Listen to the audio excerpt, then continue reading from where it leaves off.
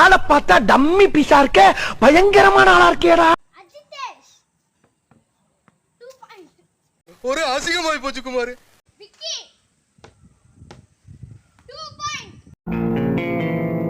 ஏய், என்னை வச்சு ஒன்னும் காமெடி கிமெடி பண்ணலையே.